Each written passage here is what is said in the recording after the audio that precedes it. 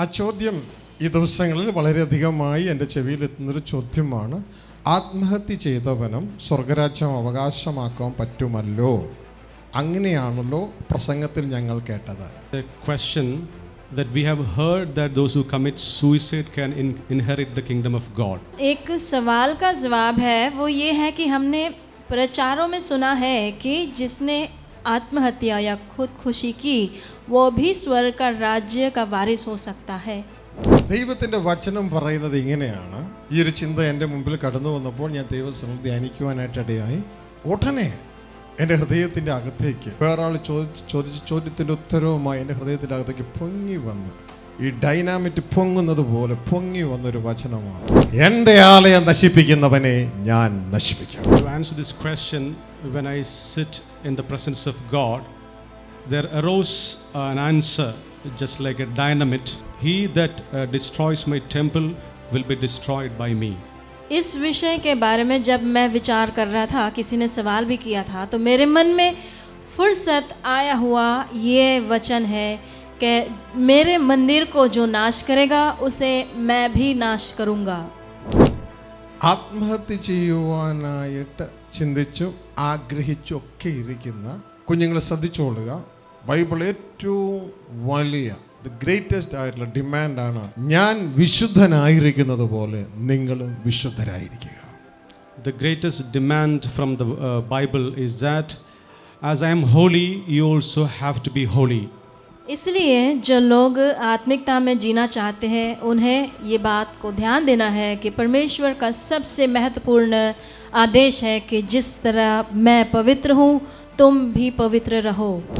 ഈ ശരീരം ദൈവത്തിൻ്റെ ആലയമാണെന്ന് തിരിച്ചറിവ് വേണം. നമ്മൾ കൊടുത്തതിനെ വീണ്ടും തിരിച്ചെടുത്ത് ഉപയോഗിക്കുന്ന കള്ളന്മാരാകരുത്. ये शरीर को हमें संभाल कर इस्तेमाल करना है. जो परमेश्वर को हमने दिया है वो वापस लेकर इस्तेमाल करने वाले चोरों के समान नहीं होने हैं. ദൈവത്തിൻ്റെ തൊട്ട് താഴെ പറയുന്നു, ആരും തന്നെ തന്നെ വഞ്ചിക്കരുത്. അതിൻ്റെ 18-ാം വാക്യം പറയാണ്, നീ നിന്നെ തന്നെ വഞ്ചിക്കരുത്, നിന്റെ ശരീരം ദൈവത്തിൻ്റെ ആലയമാണ്. അതിൻ്റെ 17-ാം വാക്യത്തിൽ പറയാം, നീ ആലയത്തെ നീ നശിപ്പിച്ചാൽ നിന്നെ ഞാൻ നശിപ്പിക്കും. ദൈവം നമ്മളെ നശിപ്പിക്കും. 1 Corinthians chapter 3 verse 18 says, let no man deceive himself. And the previous verse, that is 17, says, if any man destroyeth the temple of God, him shall God destroy. पहला कुरिन्थी 3 उसके 18 में लिखा है, इसीलिए कोई अपने आप को धोखा न दे. और 17 में लिखा है, परमेश्वर का मंदिर जिसे नष्ट करता है उसे परमेश्वर नष्ट करेगा. പിന്നെ അനുഗ്രഹം അനുഭവിക്കേണ്ടതിന് ഞാൻ നിങ്ങളോട് കാര്യം പറഞ്ഞു തരാം. ദൈവവചനത്തിന് എല്ലാ ഒരു ഓപ്പോസിറ്റ് സൈഡും കൂടിയുണ്ട്. എൻ്റെ ആലയത്തെ നശിപ്പിക്കുന്നതിനെ ഞാൻ നശിപ്പിക്കുന്നുവെങ്കിൽ, അങ്ങനെ ഒരു വാഗ്ദത്തം കിടക്കുന്നുവെങ്കിൽ, ഒരു താക്കീത് കിടക്കുന്നുവെങ്കിൽ, അതിൻ്റെ റിവേഴ്സ് എന്താ? എൻ്റെ ആലയത്തെ പണിതെടുക്കുന്നവനെ ഞാൻ അനുഗ്രഹിക്കും. അതുകൊണ്ട് നമുക്ക് ഒരുമിച്ച് ആ ദേവാലയ പണിയിൽ മുന്നേറാം, ക്രിസ്തുവോടൊപ്പം ദൈവാത്മാവിനാൽ. If there is a warning, there is always a blessing for us. The warning from God is that he that destroys his tent shall be destroyed by me, but he that restores his body shall be blessed by me.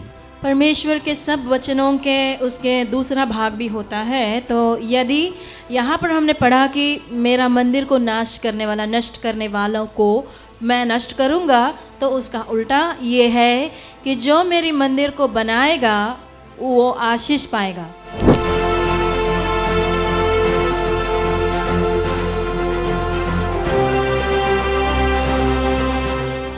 സ്വർഗസ്ഥ പിതാവിൻ്റെയും കർത്താവായ യേശു ക്രിസ്തുവിൻ്റെയും നാമത്തിലുള്ള സ്നേഹവന്ദനം ഈ ഹോളിൽ ഈ ശബ്ദ കാഴ്ചപരിധിയിലായിരിക്കുന്ന ഏവരെയും ഈ നല്ല ദിവസത്തിൽ അറിയിക്കുകയാണ്.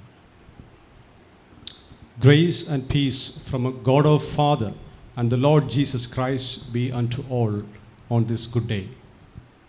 परमेश्वर की स्तुति हो. पिता परमेश्वर और उसके पुत्र प्रभु यीशु मसीह के नाम से हमारा प्यारा सलाम आप सभी को जो इस हॉल में उपस्थित है, जो हमें सुन रहे देख रहे सबको इस शुभ दिन में कहना चाहते हैं.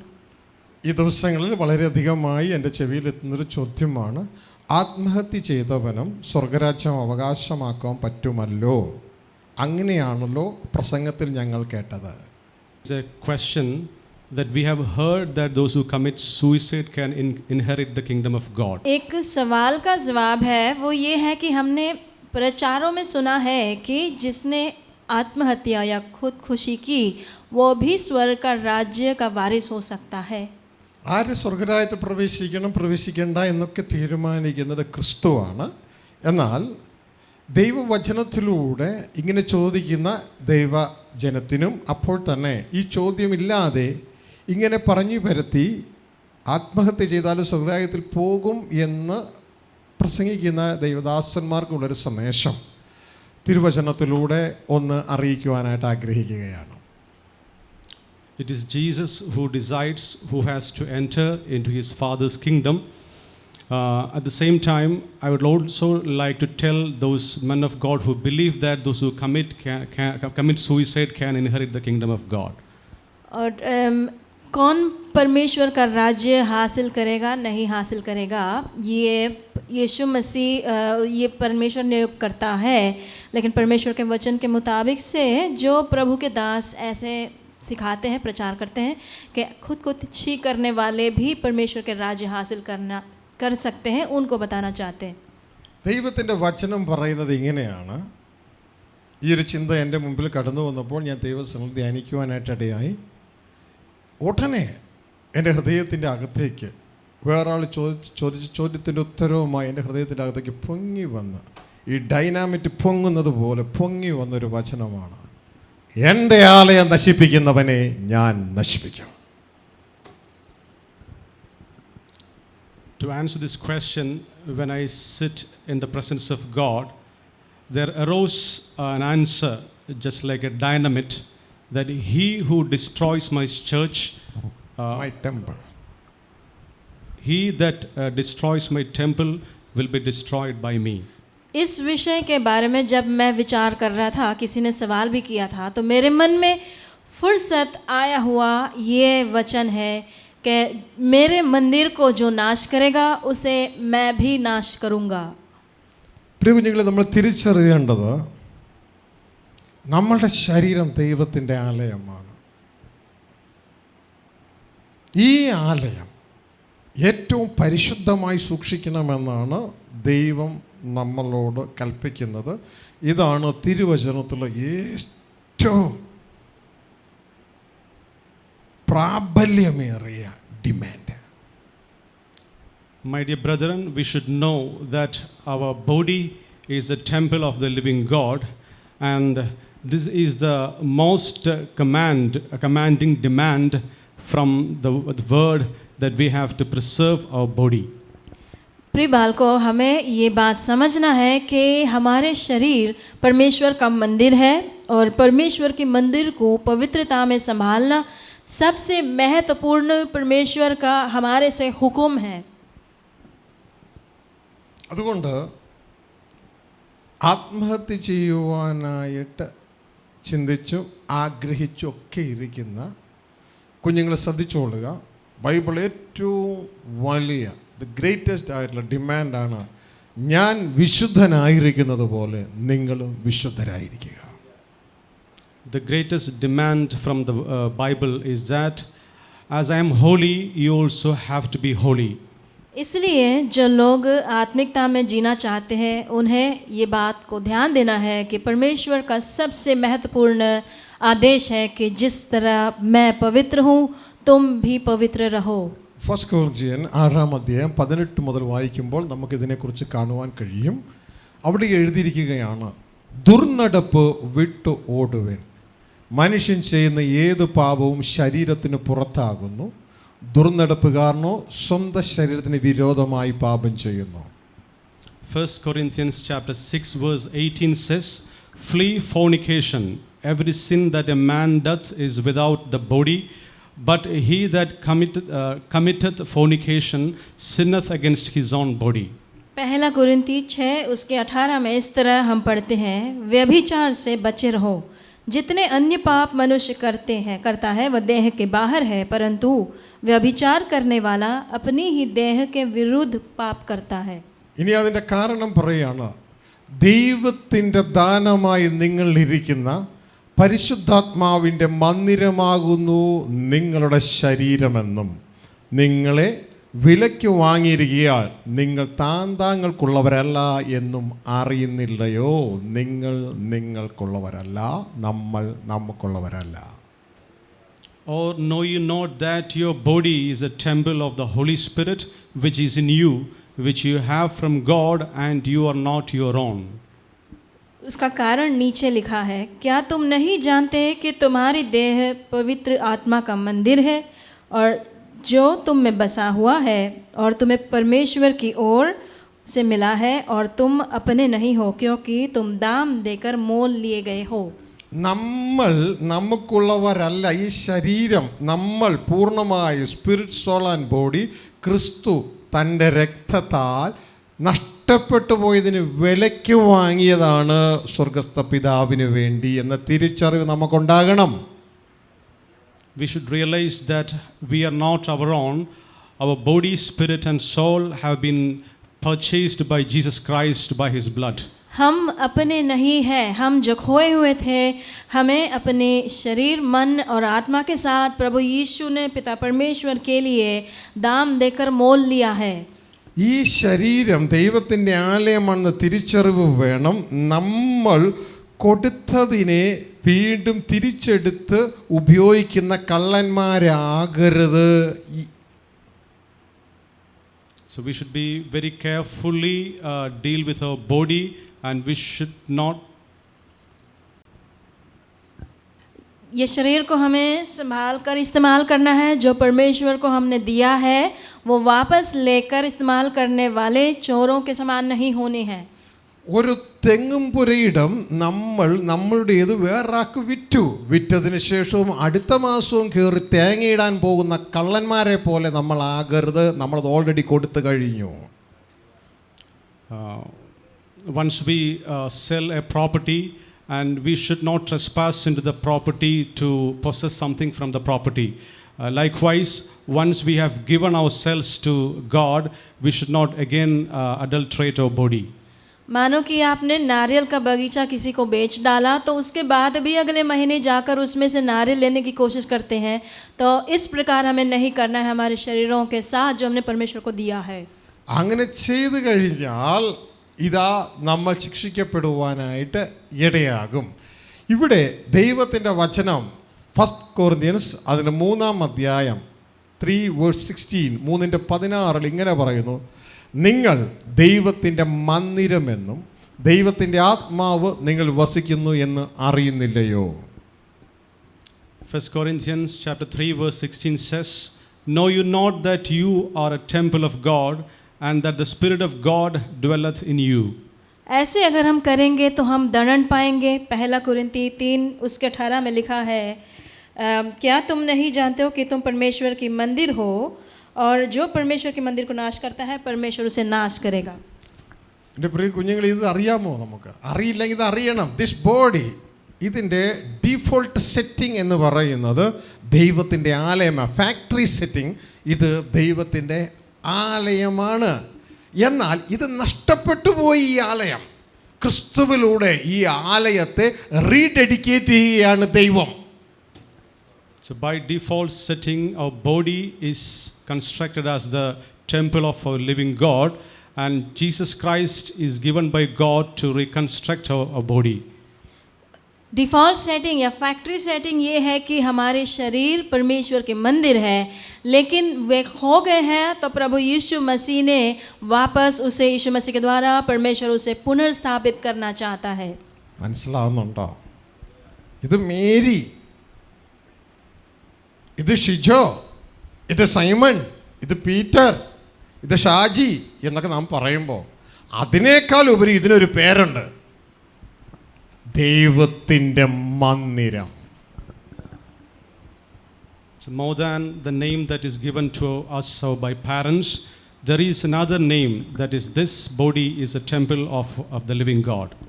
तो हम अपने आप को अलग अलग नाम से जाने जाते हैं, लेकिन उससे बढ़कर हम परमेश्वर के मंदिर हैं.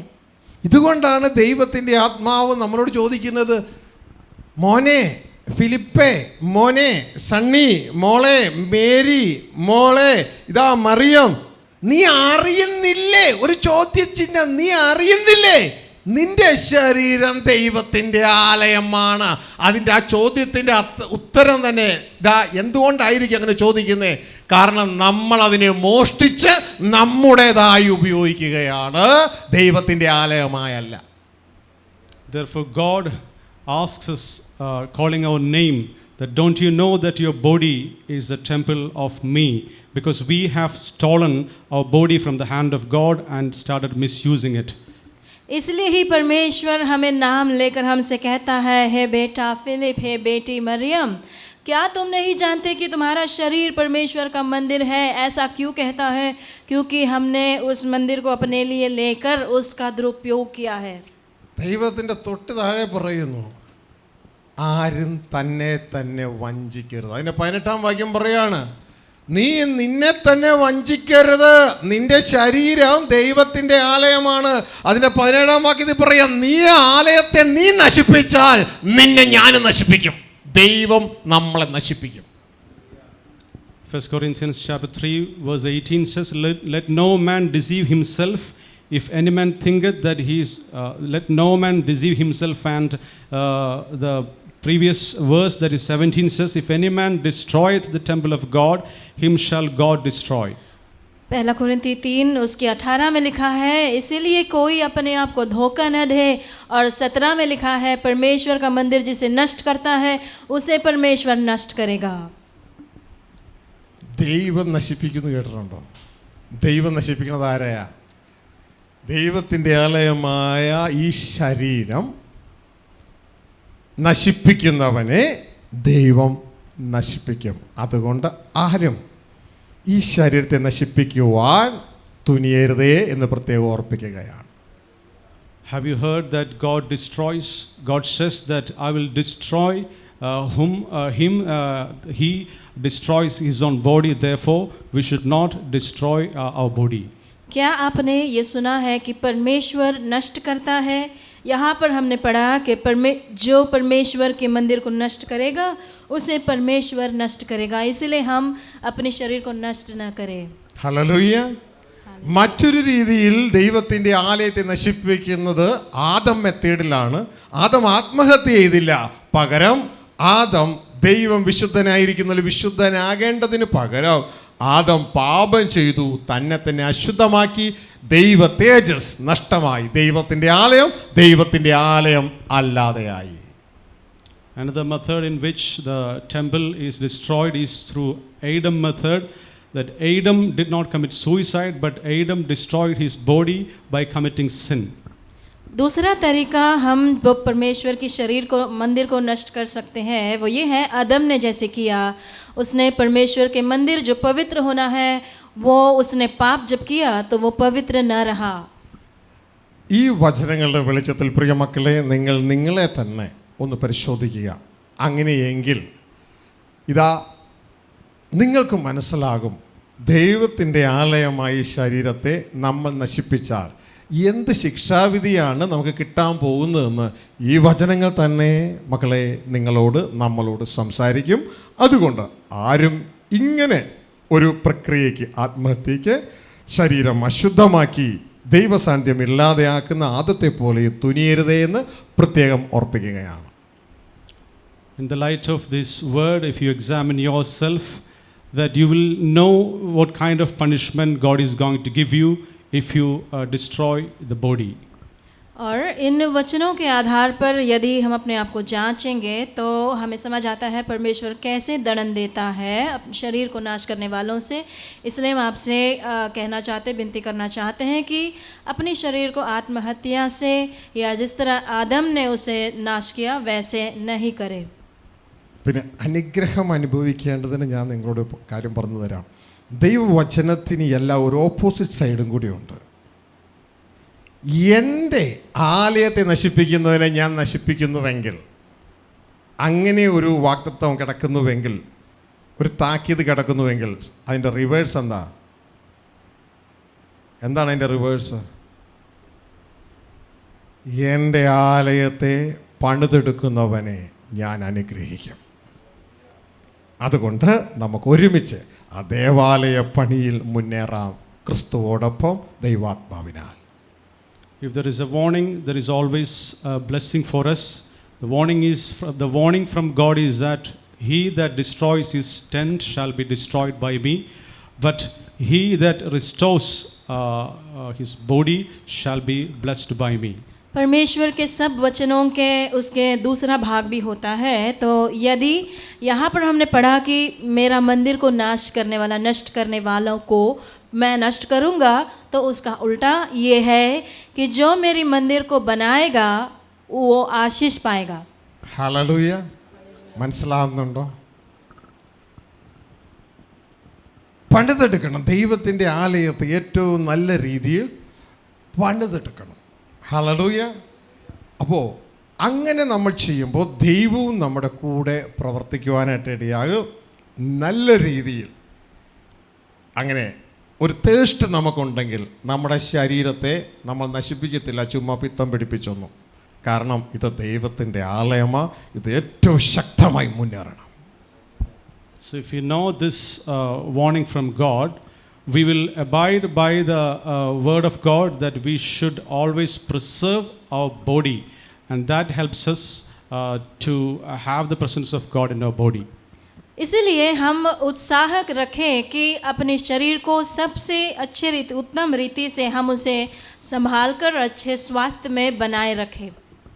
ഹല്ലേലൂയ. മക്കളെ, ഈ ഒരു ആഗ്രഹം നമ്മുടെ അകത്തുണ്ട് എങ്കിൽ, ഇതാ ഞാൻ നേരത്തെ എക്സസൈസ് എടുക്കാത്ത ഒരാളായിരുന്നു. പക്ഷേ ആഴ്ചയിൽ ഇപ്പം 3 ദിവസം എക്സസൈസ് എടുക്കുവാൻ എൻ്റെ തീരുമാനമുണ്ട്. പക്ഷേ 3 ദിവസം എത്താൻ പറ്റണില്ല. ചിലപ്പോൾ ഒരു ദിവസം കിട്ടിയാൽ കിട്ടി. കാരണം അത്ര ഓട്ടമാണ്. ഈ തീരുമാനത്തിൻ്റെ, ഈ എക്സസൈസ് എടുക്കുന്നതിൻ്റെ പുറകിലെ എൻ്റെ ഇൻസ്പിറേഷൻ എന്ന് പറയുന്നത് ഇത് ദൈവത്തിൻ്റെ ആലയമാണ്. ദൈവത്തിൻ്റെ ആലയത്തെ ഏറ്റവും നല്ല രീതിയിൽ സൂക്ഷിക്കണം. My dear brethren, I always would like to work out my body. At least 3 days in a week, I like to do that. And the inspiration behind working out my body is that I have to preserve my body because my body is the temple of the living God. मैं आजकल व्यायाम करने को बड़ा पसंद करता हूँ. पहले ऐसे नहीं था, लेकिन मैंने ये बात समझा कि मेरा शरीर परमेश्वर का मंदिर है, तो उसको सबसे अच्छे रूप में उसे बनाए रखना है. तो इसके लिए मैं उसके लिए प्रयास करता हूँ. നമ്മുടെ ജീവിതത്തിൽ ശരീരം മാത്രമല്ല, ശരീരത്തിൻ്റെ ഉള്ളിൽ ദൈവം വസിക്കുവാൻ ആഗ്രഹിക്കുന്ന നമ്മളുടെ സോള്, നമ്മളുടെ ഹൃദയം, ആ ഹൃദയവും എപ്പോഴും പരിശുദ്ധമായി സൂക്ഷിക്കാൻ തക്കവണ്ണം അനാവശ്യമായ കമ്പനികളെ നമ്മുടെ ജീവിതത്തിൽ നിന്ന് മാറ്റി നിർത്തണം. So God has not only blessed us with a body, but he has also blessed us with a soul in which God wants to dwell. So to make our soul also holy, we have to keep ourselves from bad company. न केवल हमारा शरीर बल्कि हमारा प्राण या हमारा हृदय भी, उसमें भी परमेश्वर निवास करना चाहता है. इसलिए हमें जो अनुचित रिश्ता या दोस्तियां हैं उसे हमसे दूर करना है. കാരണം ദൈവത്തിൻ്റെ വചനം പറയുന്നു, bad company corrupts good habit. ചീത്തയായ കൂട്ടുകെട്ടുകൾ നിന്നെ കാർന്ന് തിന്നും, നിന്റെ നല്ല സ്വഭാവത്തെ, നിന്റെ ജീവിതം എടുത്ത് കളയും. അതുകൊണ്ട് ചീത്ത കൂട്ടുകെട്ടുകൾ, ഇന്നത്തെ രീതിയിൽ പറഞ്ഞാൽ ബാഡ് സൈറ്റുകൾ, ഇൻ്റർനെറ്റ് സൈറ്റുകൾ, അങ്ങനെയുള്ള കാര്യങ്ങൾ, ഇതൊന്നും നമ്മുടെ ജീവിതത്തിൽ പാടില്ല. നമ്മൾ നമ്മളെ തന്നെ സൂക്ഷിക്കണം. കാരണം നമ്മൾ ദൈവത്തിൻ്റെ ആലയങ്ങളാണ്. As we have to keep our body holy, we have to prevent ourselves from watching bad sites on the internet and also having bad relationship with others. तो इसके लिए हमें आजकल के शब्दों में बताऊं तो हमें हर गलत दोस्तियों को, क्योंकि जैसे वचन याद दिलाता है बुरी चरित्र अच्छे चरित्र को बिगाड़ डालेगी. इसके लिए गलत दोस्तियां और गलत साइट जो है, बुरे साइट, ये सब को हमें दूर करना है, क्योंकि हम परमेश्वर के मंदिर हैं. നിങ്ങൾ പലരും, ഞാൻ പലപ്പോഴും ആളുകളെ പിടിക്കുന്നത് അവരുടെ മുഖം കണ്ടിട്ടാണ്. കാരണം മുഖം ഹൃദയത്തിൻ്റെ കണ്ണാടിയാണ്. അവരുടെ നോട്ടം കാണുമ്പോൾ തന്നെ അറിയാം ഇവരിവിടെയെങ്ങും അല്ല, ഇവർ വേറെ എവിടെയോ ആണ്. I always catch people from looking at their face because it is said that our face is the index of our mind. And when we look at them, I understand that though they sit here, they are not here. कई बार मैं लोगों को उनके चेहरे पर देखने से मैं पहचान जाता हूँ उनको, क्योंकि हमारा चेहरा जो है हमारा दिल का आईना है. तो इसके लिए चेहरे को देखने से मालूम पड़ता है कई लोग यहाँ पर नहीं है. മനുഷ്യരെ കുറിച്ച് ഓർക്കുമ്പോൾ മക്കളെ ശ്രദ്ധിക്കുക, ഒരു 10% അറൗണ്ട് 10% മനുഷ്യരെ നമ്മുടെ ജീവിതത്തിൽ നമ്മുടെ മുഖം പ്രകാശിപ്പിക്കാനായിട്ട് ആഗ്രഹിക്കുന്നുള്ളൂ. ഹല്ലേലൂയ. അങ്ങനെയുള്ള അവസരങ്ങളെ ഉണ്ടാകുകയുള്ളൂ. ബാക്കി ഭൂരിഭാഗവും മനുഷ്യരിൽ നമ്മളുടെ മുഖം ദുഃഖപൂർണമാക്കുന്നതാണ്. അതിൻ്റെ കാരണം നമ്മുടെ ഹൃദയം ദുഃഖപൂർണമാകും അവരെക്കുറിച്ച് ഓർക്കുമ്പോൾ. Only a 10% helps us to enlighten our face. The rest are always trying to give us, to make us sad. लोगों के बारे में सोचें तो केवल 10% ऐसे लोग होंगे जिनको सोचने से हमारा चेहरा प्रकाशित होगा. बाकी सारे लोगों के कारण हमारे दिल में उनको याद करते से हमारे दिल में दुख भरेगा. ആ 10% ഇടയ്ക്കിടയ്ക്ക് 90% കയറിക്കൊണ്ടേയിരിക്കും എന്ന് മനസ്സിലാക്കിക്കൊള്ളുക. എന്നാൽ എപ്പോഴും നമ്മുടെ മുഖം പ്രകാശിപ്പിക്കുന്നത് നമുക്കൊരു കൂട്ടായ്മയുണ്ട്, പിതാവിനോടും അവൻ്റെ പുത്രനായ ക്രിസ്തുവോടുമുള്ള കൂട്ടായ്മ. ഇത് ആത്മമണ്ഡലത്തിലെ കൂട്ടായ്മയാണ്. പക്ഷേ ഇന്ന് ദൈവജനത്തിന് അറ്റുപോയ കൂട്ടായ്മയുമാണ് നല്ലൊരു പങ്കിന്. Even the 10% can sometimes join the 90%. So what always enlighten is our fellowship with God the Father. और उस 10% में से भी अधिकांश कभी कभी वो 90% वालों के साथ मिल सकते हैं, लेकिन सिर्फ एक है जिसके चेहरे से, जिसके ओर देखने से हम हमेशा प्रकाशित होंगे. वो है हमारा पिता परमेश्वर का चेहरा. ഹല്ലേലൂയ. അതുകൊണ്ട് മനസ്സിലാക്കിക്കൊള്ളുക, നമ്മുടെ ഹൃദയം ആനന്ദിക്കണോ സ്വർഗീയ പിതാവിനോടും തൻ്റെ പുത്രനായ ക്രിസ്തുവോടുമുള്ള കൂട്ടായ്മ. എങ്ങനെ? ആത്മാവിലുള്ള, പരിശുദ്ധാത്മാവിലുള്ള ആ കൂട്ടായ്മ നമുക്ക് ലഭിക്കുന്നുവെങ്കിൽ ഈ ജീവിതത്തിൽ ഏത് പ്രതിസന്ധി ഘട്ടങ്ങളിലോ നമുക്ക് നമ്മളെ ശക്തിപ്പെടുത്തി നമ്മളെ ജയത്തോട് കൊണ്ടുപോകുവാൻ ആ കൂട്ടായ്മയ്ക്ക് കഴിയും. അതുകൊണ്ടാണ് ദൈവത്തിൻ്റെ വചനം പറയുന്നത്, I can do all things in Christ that strengtheneth me. Our fellowship with God our Father through Jesus Christ will always strengthen us even in our problems. That's why Word of God says that I can do all things through Christ who strengthens me. इसलिए प्रभु पिता परमेश्वर और प्रभु यीशु मसीह के साथ की संगति हमें निरंतर हमें आनंद दिलाते रहेगा. जिस तरह से वचन में लिखा है, मुझे जो बल प्रदान करता है मसीह के द्वारा मैं सब कुछ कर सकता हूँ. അപ്പോൾ മനുഷ്യരുടെ അടുക്കിലേക്ക്, പിശാച് വാഴുന്ന ഈ ലോകത്തിലേക്ക് നമ്മൾ എങ്ങനെ ഇറങ്ങണം എന്ന് നിങ്ങൾ മനസ്സിലാക്കണം. ദൈവത്തിൻ്റെ വചനം പറയുന്നു, ദൈവത്തിൻ്റെ സർവായുധ വർഗം ധരിച്ചുകൊണ്ട് വേണം ഇങ്ങോട്ടേക്ക് ഇറങ്ങാൻ, അല്ല എങ്കിൽ വെട്ടുകിട്ടും. So when you enter into the world of men that is possessed by Satan, Word of God says that we have to put on the armor of God. तो हमें लोगों के साथ में कैसे रहना है, परमेश्वर का वचन हमें याद दिलाती है कि परमेश्वर के सारे हथियारों को धारण करते हुए हमें जाना है, नहीं तो वहाँ से हमें काट मिल सकता है. മനുഷ്യ ലോകത്തേക്ക് ഇറങ്ങുമ്പോൾ ഓൾവേസ് ഒരു ഷീൽഡ് ധരിക്കണം. യേശു ക്രിസ്തു ആ ഷീൽഡ് തന്നിട്ടുണ്ട് എനിക്ക്. യേശു ക്രിസ്തു ഇങ്ങനെയാണ് എന്നോട് പറഞ്ഞത്, ചെന്നായ്ക്കളുടെ നടുവിൽ ആണ് ഞാൻ നിന്നെ അയക്കുന്നത്, നീ അവിടുത്തെ ഒരു കുഞ്ഞാടാണ്, അതുകൊണ്ട് നീ ഒരു ഷീൽഡ് ഇട്ടോളണം. ആ ഷീൽഡിൻ്റെ പേരാണ് മനുഷ്യരെ സൂക്ഷിച്ചു കൊള്ളുകയും.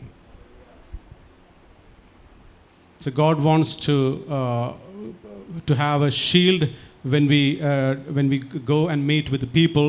That God says that I sent you as sheep among the wolves, so you have to preserve men. That is a shield God wants to give us. इंसानों के बीच में जाते वक्त हमें एक ढाल को धारण करते हुए जाना है. प्रभु यीशु मसीह ने कहा, भेड़ियों के बीच में मैं एक मेमने के समान तुम्हें भेज रहा हूँ. इसलिए हमें एक ढाल की ज़रूरत है. वो ढाल ये है कि मनुष्यों से सावधान रहो. ഹല്ലേലൂയ.